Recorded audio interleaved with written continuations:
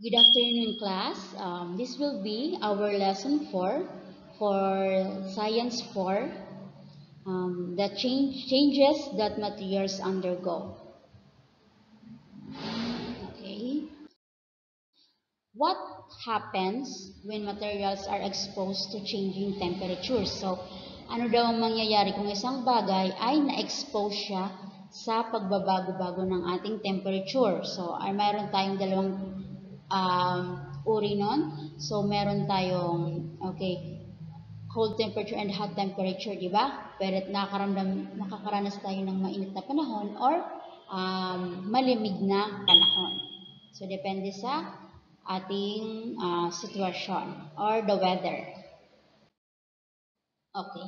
What is temperature? Okay. Temperature, according to the definition, is the degree of hotness or coldness of body. So, um, pag itong hotness and coldness, so, di ba minsan mararamdaman na lang natin nilalamig tayo or kaya mainit yung pakiramdam natin. So,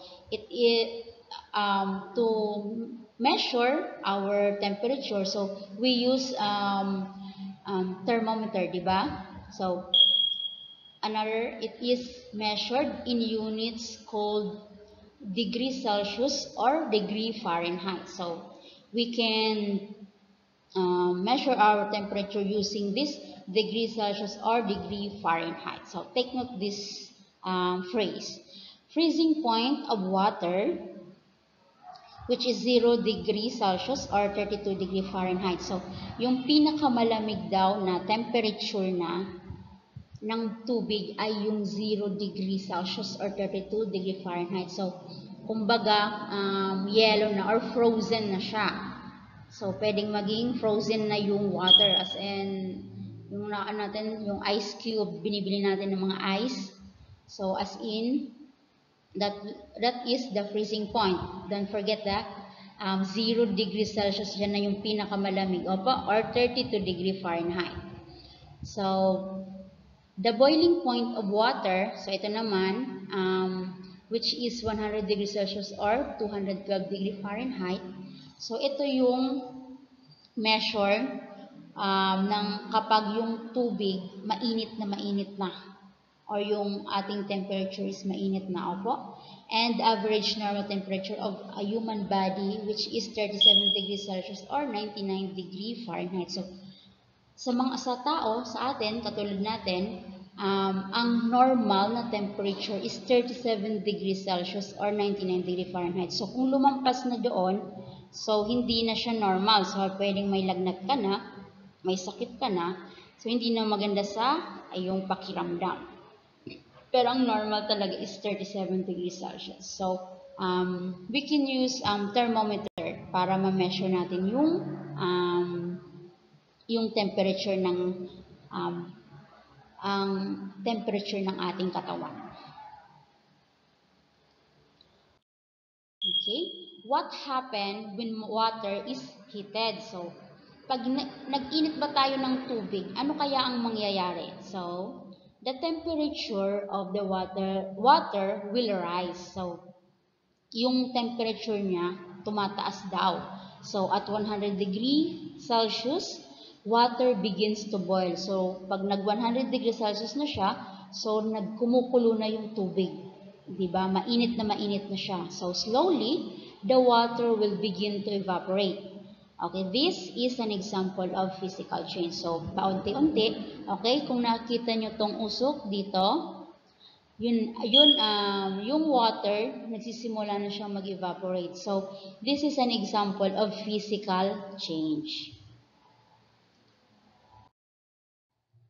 Okay. What do you think happens to water when heat is removed? So, ano naman ang mangyayari kung hindi na siya mainit? Ano mangyayari doon sa material? Okay.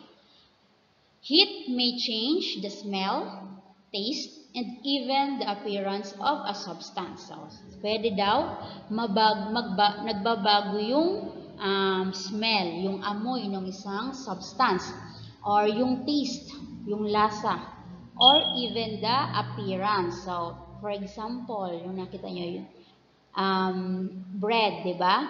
Yung bread, bago natin siya ilagay sa oven, so, ano pa siya, malambot pa siya, and the color is, sometimes it's white or cream, okay, depende kung ano yung, di ba mayroon dyan kasi kinukulan yung mga bread. So, pero pag linagay mo na siya sa heat, so nagbabago yung ano niya, appearance. So, because of heat. Okay, dahil yun sa init nung oven. Heat can also change the chemical composition of an object. So, sabi ko nga kanina, so, nababago yung chemical composition ng isang bagay. Katulad ng anong tinapay, okay, or yung bread. This kind of change is called chemical change. So, ang tawag doon is chemical change. Okay. Burning, okay, pagsusunog, or also known as combustion, okay, requires fuel, okay, I will repeat, sorry, burning, also known as combustion, so requires fuel or flammable materials, okay, oxygen and heat, okay, the burning of material involves a chemical change, so yung pagsusunog ng mga materials, so nagiging chemical change din po siya. So, wherein fuel is exposed to increasing temperature or heat and oxygen to form a new material. Okay. Like for example, on the picture. Okay. Yung kahoy, di ba, sinusunog yung kahoy. So, what happened to yung kahoy? Di ba, nagbabago na yung appearance niya. So, it turns into charcoal or into ashes pag sobrang init na siya. So, it because of the temperature, increasing temperature or the heat. So, kasi pag sobrang init na siya, kaya nasusunog na yung isang bagay. Okay, another example, frying an egg involves an increase in temperature too. Okay, so frying egg daw, tumataas din daw yung temperature pag linuluto na natin yung egg. Okay, di ba sa yung pan, okay, lagay mo yung kawali doon sa, kung meron kayong gas stove, magluluto ka ng egg. So, the heat that accompanies the increase in temperature cooks the egg. So, yung increase ng temperature niya, yun yung nagluluto dun sa egg. Opo, pag magluluto kayo ng egg, so, para maluto siya, so, because of the increase of temperature, kaya naluluto yung egg. So, making it different from the original raw egg. Pag sinabing raw egg, yan yung hindi pa siya luto. Okay, tingnan yung pagkakaiba. Nung hindi pa lutong egg, sa luto ng siyang egg. Diba? Mayroong pagkakaiba. So, sometimes kung sobra ng init ng temperature ng kawali or yung pan, so minsan pwedeng masunog yung ninuluto mong egg or anything na pagkain na linuluto mo. Okay.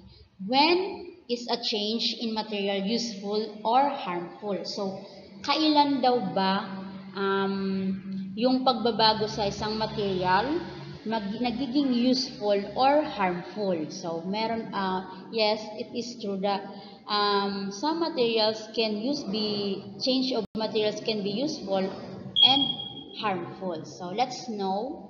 Okay, the following thing.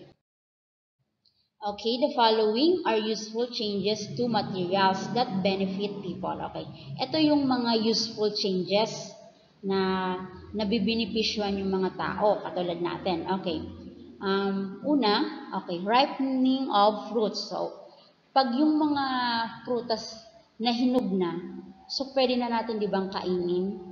So, compares dun sa mga hilaw pa siya, so, di ba, iba yung lasa compare doon sa mga hinog ng fruit. So, it is useful sa atin kasi makakain na natin yung prutas pag hinog na sila. Okay. Another, burning logs for fuel and heat energy. So, kung halimbawa mag-iinit tayo ng tubig, wala tayong naubusan tayo ng gasol. So, what will we do? Okay. Kung meron naman tayong panggatong sa bahay na kahoy, so pwede siya, yun yung mga binatawag nating burning logs.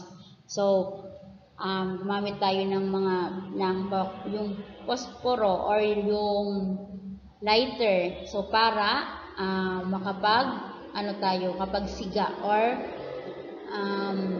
okay, makapagluto tayo nung lulutuin natin pag mag-iinit tayo ng tubig. Another, fermentation of coconut juice produces vinegar. So, pag sinabing fermentation, yung binababad mo yung sabaw ng buko. Ang buko kapag halimbawa tumagal na siya, yung yung lasa nagiging maasim. Pag sabing vinegar, suka. So, ang sabaw ninyo, pwede siyang gawing suka. Opo. Okay. Another is cutting fabrics into shapes and sewing them together to make cloths. Okay. So, ano yung mga ginagamit natin sa pagputol ng mga tela? So, yung mga mananahi, they use materials like, gunting, di ba? Yun yung pinaka gamit ng mga mananahi. So, para makapanahin ng ating mga sinusuot na damit. Okay. Next, melting and reshaping gold or silver to make jewelry. Okay. Yung mga gold na mga nakikita natin or pinapakita yung mga jewelries na nakita nyo sa mall, doon sa mga doon sa pinupuntahan nyo, kung bibili kayo ng mga alahas, kasama kayo ni mami nyo or ni daddy nyo. So, yun, kung halimbawa yung isang, sing-sing, hindi na siya kasya, so pwede siyang i-reshape. So, punta ka lang sa my jewelry shop. So, i-reshape nila yon para magamit mo siya ulit. Okay, that is the useful changes to materials. Okay, kung saan nakakatulong din sa atin. Okay, ito naman, yung mga harmful. Okay, some changes in materials may cause harm, such as, okay, yung una, improper waste dumping. Okay, kung saan-saan na nilalagay yung mga basura, tinatapon kasi wala tayong lugar kung na pwedeng pagtapunan ng mga basura na yan, katulad ng mga plastics, di ba? Mga bottles, ang dami. Nagkalat na lang doon sa gilid ng daan. Okay. That cause harm effect to sa ating lahat. Okay, another is burning materials. O, yung iba, kasi walang basurahan, walang mapagtapunan ng mga basura, so ginagawa, sinusunog. Okay.